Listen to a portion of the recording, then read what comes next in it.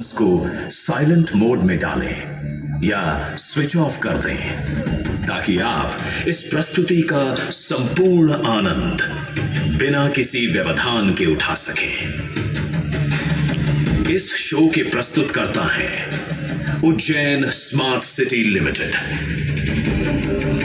निष्पादक हैं मध्य प्रदेश पर्यटन।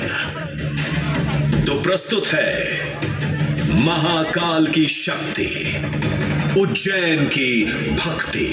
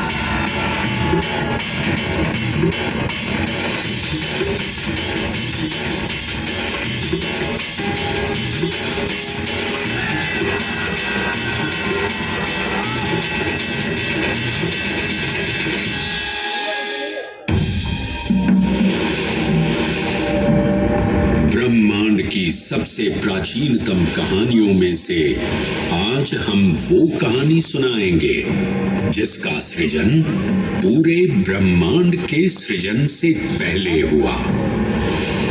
तब न देव थे, न असुर, न जीव था, न जंतु, न जल था, न अग्नि, न वायु, न भूमि। समष्टि के शून्य में विराजती एक शक्ति, कालातीत और कालों के नियंता।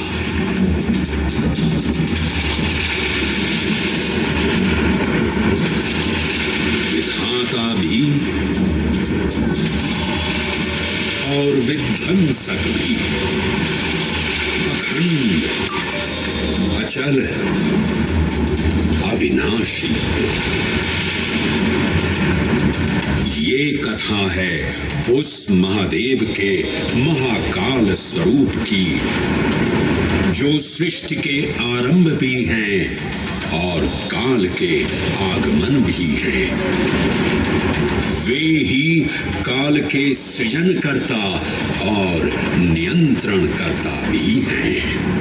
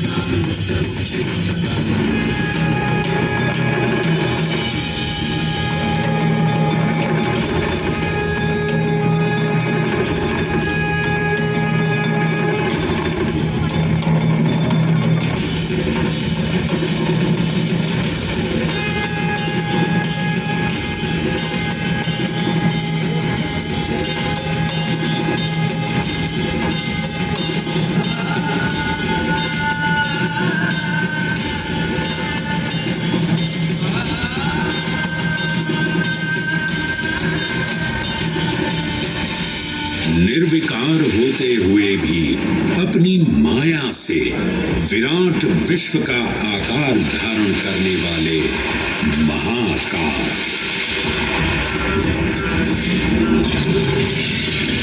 मेरुगिरी को धनुष और भगवान विष्णु को बाण बना दैत्यों के 3 पुरों का नाश करने वाले महाकाल। वो महाकाल जो तीनों लोकों में विद्यमान सभी शिवलिंगों में प्रधान है।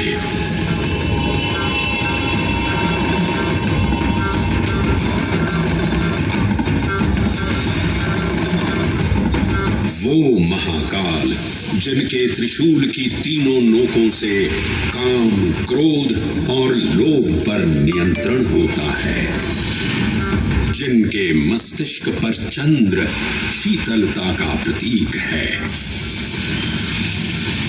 और जिनकी सवारी नंदी के 4 चरण सत्य, दया, दान और तप का चिन्ह है।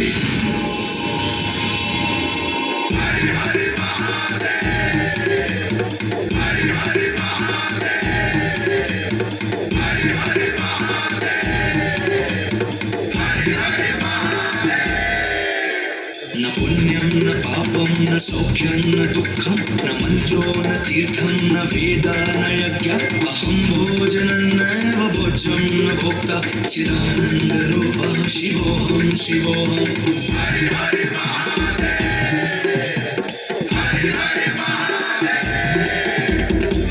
निर्विकल्पो निराकाररूपो विभुत्वान् च सर्वत्र सर्वेन्द्रियाणां न चासङ्गतं नैव मुक्तेन मे चिदानन्दरूपः शिवोऽहं शिवोऽहं चिदानन्दरूपः शिवोऽहं शिवोऽहं चिदानन्दरूपः शिवोऽहं शिवोऽहं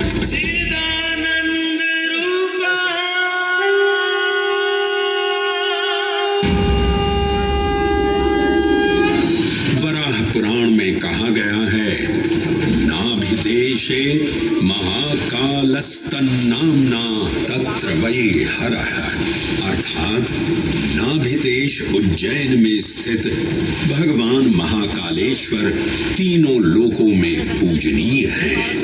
आकाशे तारकामलिंगम पाताले हाटकेश्वरम मृत्युलोके महाकालम सर्वलिंगम नमोस्तुते। आकाश में तारक लिंग के रूप में, पाताल में हाटकेश्वर के रूप में और मृत्युलोक में महाकाल के रूप में स्थित भगवान शिव को प्रणाम। समस्त लिंग स्वरूपों में विद्यमान भगवान शिव को सादर नमस्कार। नाभिदेश उज्जैन का अटूट बंधन है महाकाल के साथ, जो महाकाल स्तोत्र में उल्लिखित है। उज्जयिन्यां महाकालम महाकालेश्वरम हरम महाकालम महायोगिनम नमामि पार्वती पतिं। तो चलिए मैं आपको कथा सुनाता हूँ इसी महान उज्जैन नगर की। उज्जैन, जिसे संस्कृत साहित्य में अवंतिका, विशाला, कुशस्थली, पद्मावती, कनक श्रृंगा, स्वर्ण श्रृंगा, प्रतिकल्पा, कुमुदवती और अमरावती के नाम से पुकारा गया। उज्जैन, जो मनुष्य को मोक्ष प्रदान करने वाली 7 नगरियों में से एक है। उज्जैन, जहां 84 महादेव का आशीर्वाद प्राप्त है। उज्जैन, जिस पर सदा ही कृपा रहती है महाकाल की। यहाँ सतत क्षिप्रा नदी की निर्मल धारा बहती है। डमरू के नाद से जीवन को ऊर्जा मिलती है। घंटियों की झंकार मन को आनंदित करती है और यहाँ का आकाश शिव आशीष स्वरूप है। श्मशान ऊषर क्षेत्र पीठम तू मनमेव च पंचकत्र न लभ्यते महाकाल पुरद्दते। अर्थात यहाँ पर श्मशान, ऊषर यानी अनुपजाऊ भूमि, क्षेत्र अर्थात पवित्र भूमि, पीठ यानी शक्ति स्थान और मन अर्थात आध्यात्मिक शांति का स्थल, पांचों एक ही स्थान पर उपलब्ध हैं। ये संयोग महाकाल की नगरी उज्जैन की महिमा को और गरिमामय बना देता है। उज्जैन के इस अलौकिक स्वरूप से प्रभावित हो महाकवि कालिदास अपने काव्य मेघदूत में लिखते हैं, हे जलधर, यदि महाकाल के मंदिर में समय से पहले तुम पहुंच जाओ तो तब तक वहां ठहर जाना जब तक सूर्य आंख से ओझल न हो जाए। शिव की संध्याकालीन आरती के समय नगाड़े जैसी मधुर ध्वनि करते हुए तुम्हें अपने धीर गंभीर गर्जनों का पूरा फल प्राप्त होगा। ये संध्या आरती जिसे कालिदास ने सराहा है अत्यंत महत्वपूर्ण है, क्योंकि ये वो प्रहर है जब सभी देवी देवता गंधर्व यहाँ उपस्थित होते हैं।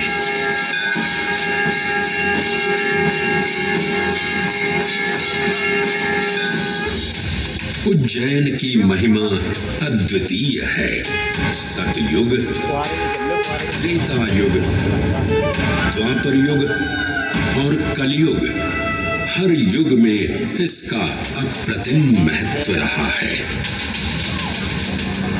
इस काल यात्रा में सबसे पहले आपको सतयुग के उस कालखंड में ले चलता हूँ जहां देव और दानव एकत्रित हैं समुद्र मंथन करने के लिए। मन की आंखों से कल्पना कीजिए, भगवान विष्णु ने कुर्म का रूप ले मंदरांचल पर्वत को अपनी पीठ पर उठा रखा है। सागर से विकराल लहरें उठ रही हैं, मेघ भयानक गर्जना कर रहे हैं।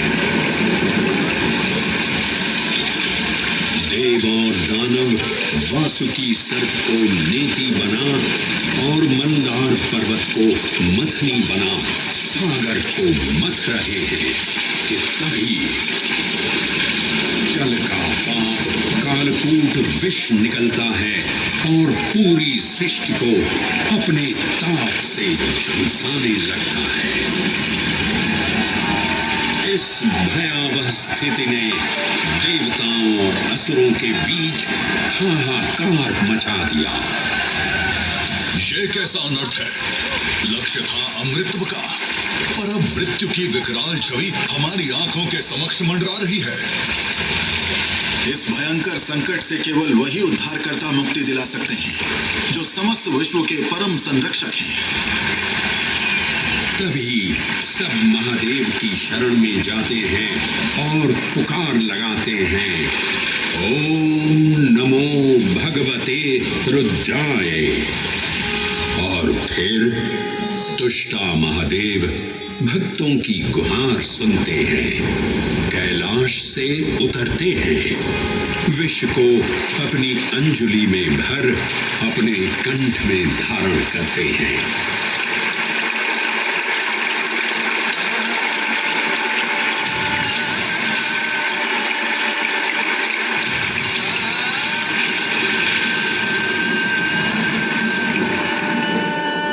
अंततो गत्वा सागर मंथन से अमृत कलश प्रकट होता है। जैसे ही अमृत प्रकट हुआ, दानवों ने इसे केवल अपने आधिपत्य में लेने की आकांक्षा प्रकट की और संघर्ष छिड़ गया। आज यदि हम इस अमृत को प्राप्त कर सकें तो हम देवताओं पर हमेशा के लिए प्रभुत्व स्थापित कर पाएंगे। अमृत अपात्र हाथों में ना जा पाए, क्योंकि ये अपनी शक्ति का असीम दुरुपयोग करेंगे। इस अराजकता के परिणाम स्वरूप अमृत की कुछ बूंदें छलकी और पृथ्वी तक पहुंच गई। 4 स्थलों पर स्पर्श हुआ इन बूंदों का, हरिद्वार, प्रयागराज, ऐतिहासिक और उज्जैन। अमृत की इन्हीं बूंदों के कारण उज्जैन में हर 12 वर्ष पर कुंभ सिंहस्थ मेले का आयोजन होता है। भगवान शिव की लीला देखिए, लोक कल्याण के लिए स्वयं विषपान किया और अपनी नगरी पर अमृत वर्षा करवाई। अमृत की पावन बूंदों से अभिसिंचित ये दिव्य उज्जैन भूमि रामायण के पृष्ठों में भी सम्मिलित हुई। सतयुग के बाद त्रेता युग में माता सीता की खोज में वानर सेना का यहाँ आगमन हुआ।